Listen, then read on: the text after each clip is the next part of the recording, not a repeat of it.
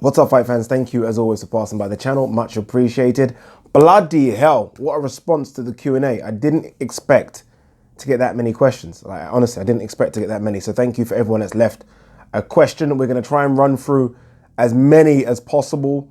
I've said, 30-40 minute limit. I don't want to go too far just because I can't talk for that long. And to help me get through it, we have Captain Morgan Spiced Gold. I love this. Pretty nice, this one. Yeah, I know it's not a top one, but it's good and it'll get me through this Q&A. All right, let's first start on Twitter. Before we hit the YouTube channel, I got a few questions come through on Twitter yesterday. So I'll go through those first and then straight onto the YouTube. And again, try and do as many as possible. All right, so apologies. MD Bayezid Ahmed. Hopefully I pronounced your name correctly. He said, thoughts on Nick Diaz's return. For those of you who don't know, Nick Diaz, MMA fighter. I'm just bored of it by now. I'm just bored of the Diaz brothers. Like, are you going to come back or not? Like, you're not that fucking good. Just come back and earn some money instead of just smoking weed and doing triathlons. Zizou, Class of Zidane, asks, Liverpool to win the league or Wilder versus AJ? Only one can happen next year. Brother, don't get it twisted, I'm a boxing fan, but Liverpool is the most important thing in my life. Literally, my dad introduced me to Liverpool 1988 when he came from Nigeria, and that was it. After that, I was done. So Liverpool all day long. Matthew Brown asks, thoughts on PBC's calendar compared to last year's? Are they struggling? I think they're struggling because their fighters are not fighting, right? All their names are fighting maybe once or twice a year. They've got the names. They just got to get them in the ring. I think once they do that, I think they've got enough to compete. I think, yes, the Zone are there, but the Zone still haven't signed up anyone really in terms of big star power, apart from obviously Canelo. And he wasn't on PBC anyway. So I think they've got the names. They just need to get these guys in the ring. Richard Nathan asks, if you were a boxer and had to choose one promoter from the UK or US to represent you, who would you choose and why? Who would I choose? UK, US? It's got to be Eddie Hearn. It's got to be. I was thinking Bob Arum, but I think it's got to be Eddie Hearn. I mean, he just sells you. I mean, he could sell ice to a fucking Eskimo, Eddie Hearn, right now. It's got to be him. Matthew Brown asks another question. Kell Brook or Josh Kelly, who wins? Kell Brook would obliterate Josh Kelly. Josh Kelly is not ready for Kell Brook now. No way, Jose. Daniel McCassie asks, how much does Ryan miss box talk? Truth is, loads. Like, I have to be honest with you. When I first met Ryan about 10 years ago, we worked for the same company at the time. Ryan was the boxing guy. I was the kind of overall sports guy. So I would like tennis, athletics, boxing, football. Ryan was a boxing nut and he got me into boxing hardcore. Like, I was definitely a casual fan before I met Ryan. So Ryan definitely misses box talk. Obviously, he still does his little drinks ups in his house and still watches the big fights, but he obviously does miss sitting down and arguing with me and losing a bottle, if you guys know what I'm talking about. Uncle asks, thoughts on Tyron Woodley versus GSP matchup? I think Tyron Woodley would destroy him right now. I like GSP. He's a legend of MMA, but right now, I think Tyron Woodley would fucking annihilate him. Pardon my French. All right, Ian Hamilton asks me some questions. Were you a big Lennox Lewis fan growing up? Not really. I have to be honest with you, not really. I don't know what it was. It might have been the Canadian accent and being from UK. I was just all over the place with Lennox Lewis. I can't remember. But I wasn't a big fan of his, no. This is a good one. How truly big was Stone Cold Steve Austin in the late 90s and early 2000s? Stone Cold was fucking gigantic. I was a WWE fan growing up, and that sort of attitude era of Stone Cold, Triple H, The Rock, won't be beaten. Which Man United football player did you wish played for LFC? Oh, fucking hell, that's a tough question. I don't know what it is, but I just love Roy Keane. I know they've had better players, Ronaldo, Giggs, whatever, but Roy Keane is a captain. There isn't a better captain ever in the history of the Premier League. It's fucking monster, and I hate saying that. It pains me to say it. Do you have a favourite Marvel film or character? Not really. I'm a Marvel fan, but not like that. I've got a few friends that are crazy Marvel fans, and I'm not as crazy for that. All right, last one. Were you an Undertaker fan growing up? Who wasn't? If you're not an Undertaker fan, me and you cannot speak Certainly was an Undertaker fan. All right, let's go to YouTube very quickly. Fuck me, 48 questions on YouTube. Let's see if I can get through as many as possible. MP5 asks, Box Talk man, what happened, brother? We need Ryan back. Got a Box Talk t-shirt and still rock it once in a while. Thank you for the Box Talk love. I get so much love for Box Talk. It's funny because when we were doing it, our numbers weren't great. I mean, we'd be happy if we got over 1,000 views, but it was like we had a lot of hardcore fans rather than just anyone tuning in. And as you guys miss it, trust me, I miss it more than you guys. And it will be difficult to happen because I am obviously all over the place in terms of different countries. Ryan's very busy, but it's going to happen. And when it does happen, it'll be special, trust me.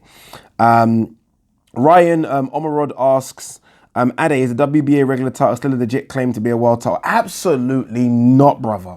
I can't stand these fucking belts. I really, honestly, intercontinentals, regular, I can't stand them.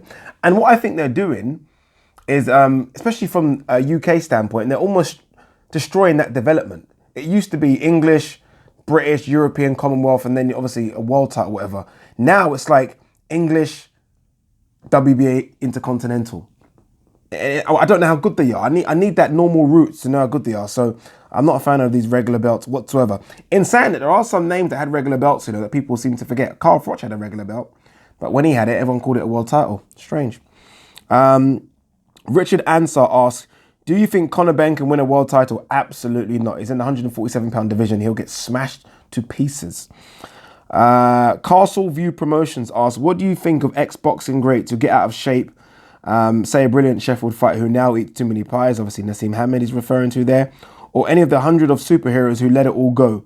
Do you respect them still? Boxing is attitude, but you still have got to look the part. 100% I do respect them. It's just not, it's not easy, right? These guys have been cutting weight and making weight since they were like 13, 14, which is crazy. And when they don't have to make weight, it's almost like, oh, thank God I can do what I want to do. So I still respect them. Some of them still look in tremendous shape. You think the likes of Carl Froch, Eubank, Ben, and some just look like shit. But nonetheless, still respect them a lot. Kwame asked me, Tim Bradley said he saw holes in Spence during the Brook and Peterson fights and he thinks Mikey Garcia will expose those holes. What do you think those holes are? Interesting. I've spoke to a few people about this and a lot of people say things like to the body. Spence doesn't like it to the body, likes dishing it out, but doesn't like it to the body. And they've heard rumors about that in sparring and his boxing IQ. So it'll be interesting to see if Mikey can work those out. Mikey's IQ is high and Mikey likes going to the body, but does he have enough power for Spence? I'm not sure. Dan Pound for Pound says, cool Ade, do you think Spence is trying to avoid Crawford for as long as he can, i.e. Spence saying Crawford is too small, but is fighting Garcia? I don't think so, I just don't think Spence fears anyone anymore. I think he's got that confidence now, and I've started to see it in the last sort of 12 to 18 months where he actually genuinely believes he is number one. I do think he finds it strange though how someone's calling him out because all the other 147 guys are just kind of hiding behind sofas. And here you have Crawford, who's come up from 135 saying, I'll fight you. And I think that spooked him a little bit, but I don't think he's scared or avoiding Crawford. Neil Smith asked, hi Ade, what is your opinion of the state of British boxing for the real boxing fans and other casual fans being used as an excuse for the rise in fights being sold as pay-per-view that are not really pay-per-view worthy? Will DAZN have a knock-on effect as to the quality of fights we get over here in the UK? I'll start from the end first. Will DAZN have a knock-on effect as to the quality of fights? I think DAZN will eventually. I think we've already started to see that some of the UK fans, the UK fighters have gone over to America and fought on the DAZN platform. And I think that could be a thing to happen in the future. And I think bigger names will do that rather than fight on Sky. Watch this space. I'm not convinced about the relationship between Matchroom and Sky yet. It could be interesting. As for British boxing as a whole, I think British boxing's in an amazing place. The problem is, it's just fractured. We have obviously Eddie Hearn doing his thing, Frank Warren doing his thing. We've even got Barry McGuigan with Josh Taylor and Cyclone Promotions doing their thing. Imagine it was just all of these fighters under one promoter, almost like the UFC. It'd be amazing. But obviously right now we've just got different fighters all over the place, and I think that's what the problem is. When I grew up in the 90s, all the fighters seemed to be fighting for one promoter. That's what it seemed like anyway. It wasn't the case, but Mickey Duff and Frank Warren were the biggest promoters back then, and they all worked with each other. So we all got to see the fights we wanted to see. We don't now. Michael Linian asks, what's the hardest part about being a commentator that many people don't see? And what are the main positives? The main positives are that you get to watch some of the best fights for free.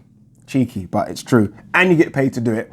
The hardest part is, for me anyway, obviously because I'm very new to this commentating stuff, is that I'm a fan. So when I'm watching a fight, sometimes I'm just watching and I forget shit, I've got to talk.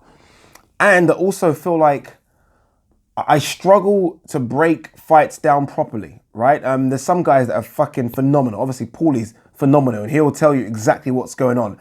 I struggle to do that. So for me, it's almost about becoming better at breaking a fight down properly. So if it was the dumbest motherfucker at home, he knows exactly what's going on based on what you've just done, which isn't easy, trust me.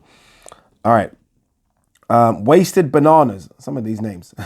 Why do you think Tyson Fury accepted a horrible deal, 60-40 split, billed as the B-side when he's definitely the A-side, instant rematch clause to fight Deontay Wilder?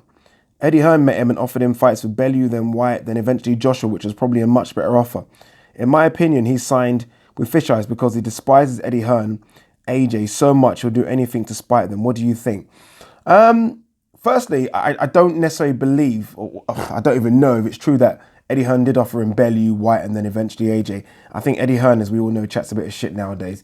And a 60-40 split isn't too bad. This is the guy that's been out the ring 2 years. This is the guy that's only had to fight with Sefer Safir and Pianetta. And he's getting a 60-40 split, pay-per-view money, and a chance to win a WBC belt. He's rolling the dice here. He knows he wins a WBC belt, he's no longer the B-side. And it's a 50-50 split. So look, I think a 60-40 split is better than him fighting another cabman from Poland. Daniel Williams asks, what's your favourite boxing channel? I've got two. IFL TV will always be number one. Say what you want about Coogan, and I'm not his biggest fan, but I mean, the work he does is unfucking believable. He gives us interview after interview after interview, and it's just immense, and I've got to respect him. And I love Ultratech. If you guys haven't checked him out, check out his channel, Ultratech. He's a bit crazy. I think he is sometimes one can short, but he's different, right? And I think that's what I like about him, that he's very different in terms of the way his delivery is and everything about him. So Ultratech and IFL TV. Rashid Saidi asked, Ade, did you get sued by Bricktop Fish Eyes? Obviously, he's referring to Frank Warren. We didn't get sued, but we got threatened with legal action. So me and Ryan, in the Box Talk days, we did a interview sit down with Barry Hearn, and Barry Hearn did destroy Frank Warren a bit. And Frank watched the video and he said we had to remove that part of the video or he was going to sue us. We removed it.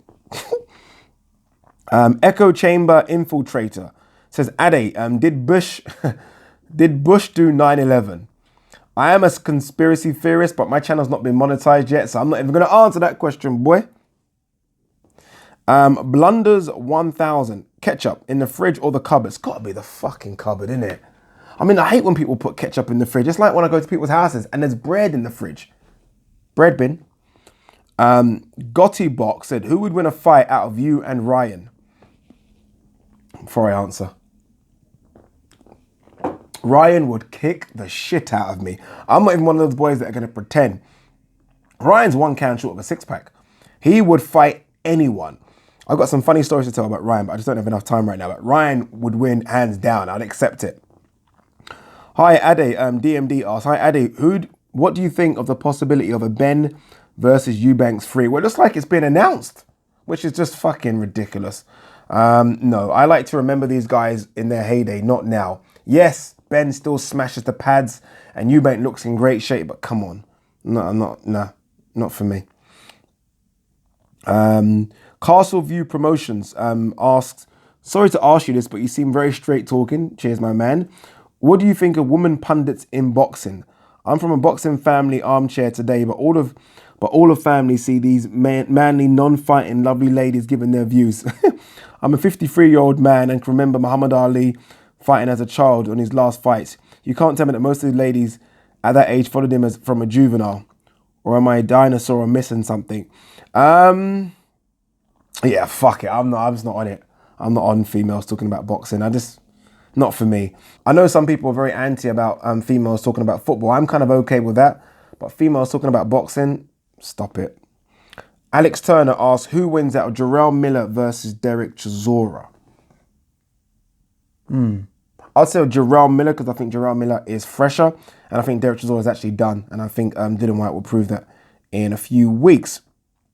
All right, ABCDEF ask, Addy, I've got 3 questions for you. Which prospects contenders are with Eddie Hearn or Frank Warren do you think will become world champions? Good question, number 1. Frank Warren. I'll come back to that question. That's a very good question. I'm trying to think. Frank Stable in my head.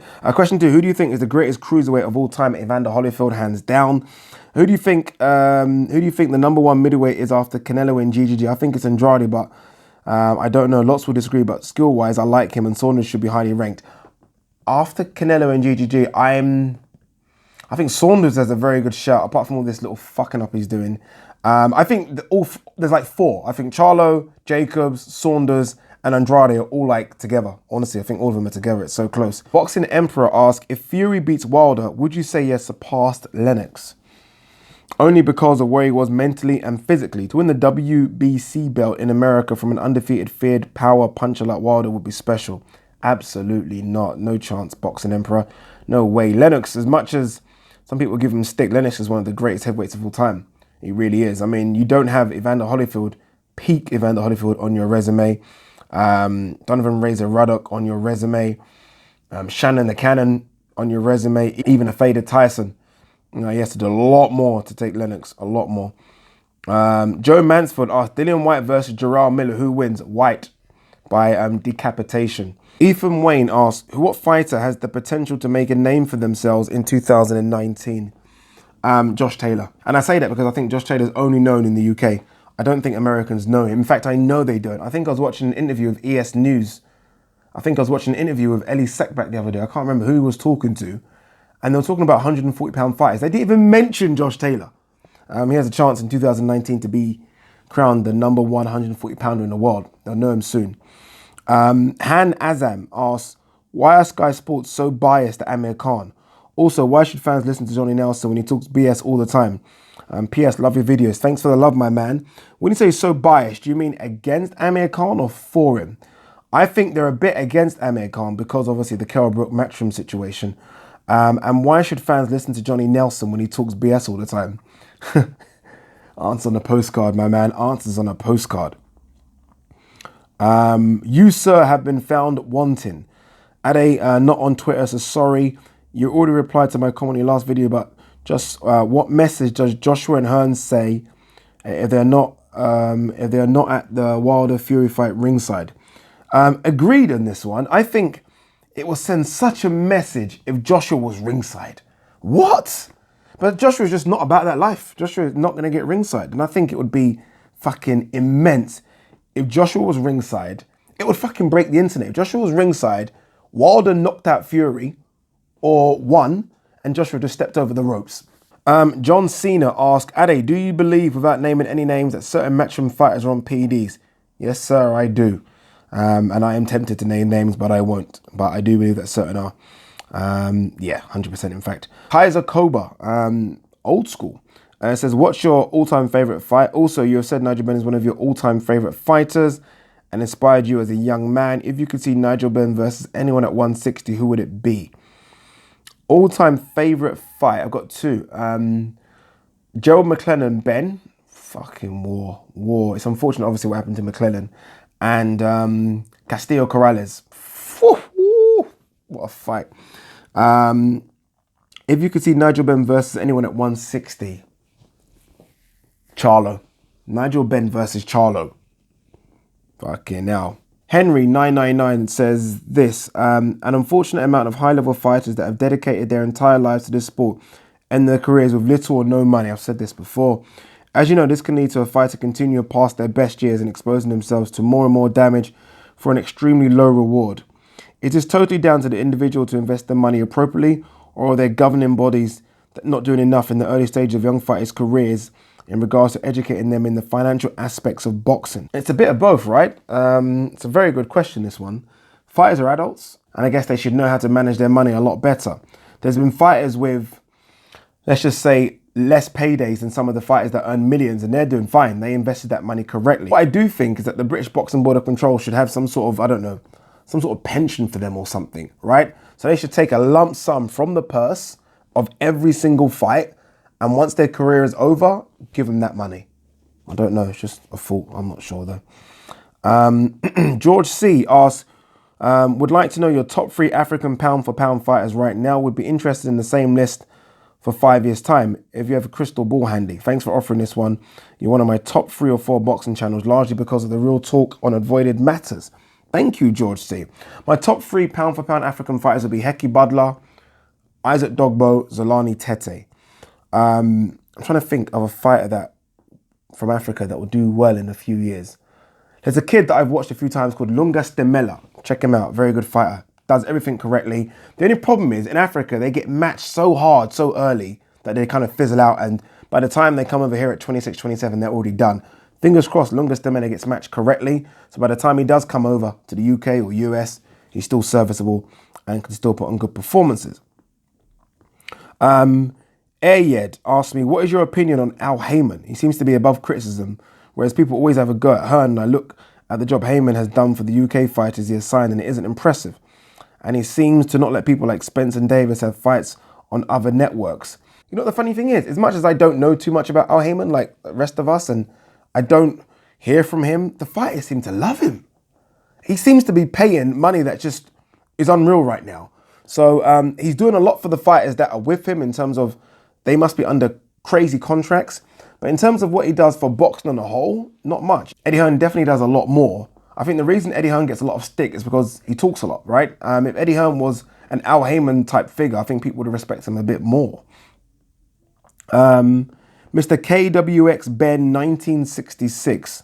Where do you guys get these names from? Has Tony Bellew's career been the modern day version of the film The Sting? Fuck me, it has, right? Tony Bellew has overachieved massively. It's almost like he's robbed the bank with British boxing. I think his career is just okay. And I don't mean to be a wanker here, but I do. Yet he is retired with millions in the bank. So well done, Tony Bellew. You clocked the boxing game. Harry Newman asked me, if you were to do a gloves off from the old days, where it was past and present fighters from the same weight, which 4 fighters would you pick to interview and why? What a fucking question. That is the question of the day. Salute you, Sir Harry Newman. The gloves are off 4 fighters. Ooh. Ben has got to be in that room. You know what? Fuck it. Yeah, easy answer. Ben, Eubank, James Toney, Roy Jones Jr., all in the same room, all going at each other. Would love it. Love it. Tiva Tap asks, on the 1st of December 2019, who holds the heavyweight belts? As much as I want to say Fury, I think it's going to be Wilder, right? I mean, surely Fury can't do it, surely. 786 NAF says, hey Addy, who do you think is the most exciting fighter nowadays in terms of proper boxing action? Apart from the usual names like AJ or Canelo, mine has to be Josh Taylor and Danny Jacobs. Give me a shout out, please. Hasnaf, shout out for you there, brother. Loma all day. I mean, literally, I'd pay to watch Loma. There's not many fighters I'd actually pay to watch. I'd pay whatever money to watch Lomachenko because it's another level. John Brett Smith asks, how well do you think the World Boxing Super Series has done? Where do you think it can improve? Good question. I think it's done incredibly well. I really do. It's been able to do something that I didn't think possible in terms of it's been able to get fighters from different promoters, different TV networks, and get them all under one kind of TV network, which at the time was ITV. It's introduced us to the cruiserweights, and not many people knew about the likes of Usyk and Gassiev beforehand. We know about them now, and I think it can only get better. It's going to be tougher, because obviously there are weights that we want to see that I don't think is going to happen, like the welterweight division is not going to happen, heavyweight division. Imagine if he could do the welterweights and heavyweights. Fucking hell. Richard Ansar, prime Lennox Lewis or AJ? Lennox Lewis destroys him, prime for prime. Although AJ can punch, and we know Lennox Lewis has been knocked out or knocked down by Hasim Rahman and Oliver McCall, Lennox Lewis on his A game would destroy Anthony Joshua. Sorry, Anthony, if you're watching this, which you probably aren't. Frankie Perry asked, new to the channel, mate, what do you do for work and what's the top 5 fights you'd like for 2019? Welcome to the channel, Frankie. So I am actually a boxing reporter. I work for a few different channels around the world, which is lucky. Don't know how I done it, to be honest with you. I work for a Turkish channel, so I do all their boxing stuff. I work for a company called Kwesi Sports in Africa, which is like BT Sports here. And I just recently got the job for Fox Sports as well. So that's what I do for a living now, which is ridiculous, right? Talk boxing for fucking a living and people pay me. Crazy. 5 fights you'd like to see for 2019. My 5 would be Spence Crawford, Loma Mikey Garcia, Tevin Farmer, Gervonta Davis, Wilder Joshua, or Joshua Fury. Chris Dwyer asks, when are we going to get a video with Ryan, just like the old Box Talk days? Guys, I miss it as well. It's so difficult though, but I'm going to try and make it happen. Michael Linian asks, best boxing fights of all time. Best boxing fights of all time. Hagler Hearns, Gatti Ward, Castillo Corrales, Ben McClellan. Richard Answer asks, who do you think is the greatest ever British boxer? It's a tough one because, look, there are names of people that I didn't really watch back then. So like Ken Buchanan, Randolph Turpin, Bob Fitzsimmons. But history tells me those guys are great, but I didn't watch them. So I'll give you my 5 that I thought were the greatest in terms of ones that I watched that I love for all different reasons. Nassim Hamed, Nassim Hamed, Ben, Lennox Lewis, Calzaghe. From Boxing Emperor asks, do you think everyone is overlooking Furman? He has the best record at welterweight, but everyone is hyping Spence and Crawford. On his day, he would smoke both, in my opinion. I don't know. I mean, you look at the record, and Furman has beat Porter and Garcia. That's still the best resume of any welterweight out there right now, apart from obviously Pacquiao. I think they are overlooking him, but I think it's because of this inactivity. Has the hunger gone? You know what I mean? I'm not too sure about Furman either. On his day, you're right, he could smoke both. But you're talking about Spence and Crawford. They're special. Very special. They're so special I stuttered. Original